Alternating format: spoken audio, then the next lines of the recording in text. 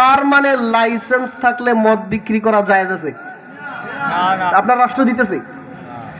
আইয়ামে জাহিলিয়াতের যুগের রাষ্ট্র এইভাবে মদ বিক্রি করার স্বীকৃতি দিত না। আর আজকে আপনার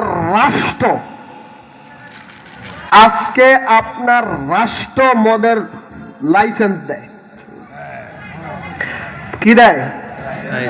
যুব সমাজের দিকে তাকায় দেখেন, মাদকের ইন্দ্রজালে আজকে যুব সমাজ আবদ্ধ। আমি একবার নেত্রকোনার সফরে গেছিলাম।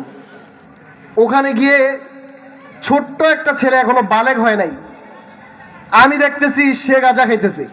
আমার চোখকে আমি বিশ্বাস করে দিতে পারতেছি না, এমন ছোট ছোট ছেলেরা ওখানে গাঁজা খায়। মাদকের ইন্দ্রজালে যুব সমাজ আবদ্ধ।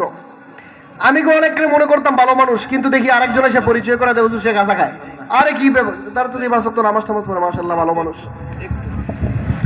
নারে তাকবীর, আল্লাহু আকবার, আল্লাহু। বেশিরভাগ ক্ষেত্রে কুরাজনৈতিক কাজে ব্যবহার করা হয়।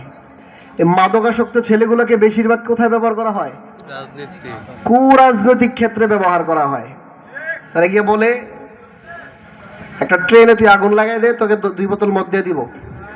কেন আগুন লাগাইতেছে, কিসের কারণে লাগাইতেছে কিছুই জানে না। 2 বোতল মদ দিবে, বাস ট্রেনে গিয়ে আগুন লাগাই দিয়েছে। কি দিতেছে না?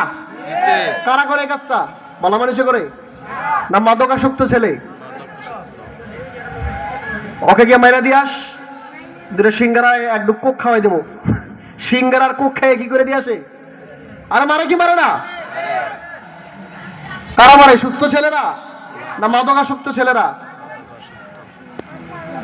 এভাবে আজকে যুব সমাজকে মাদকের ইন্দ্রজালে আবদ্ধ করে ফেলা হয়েছে।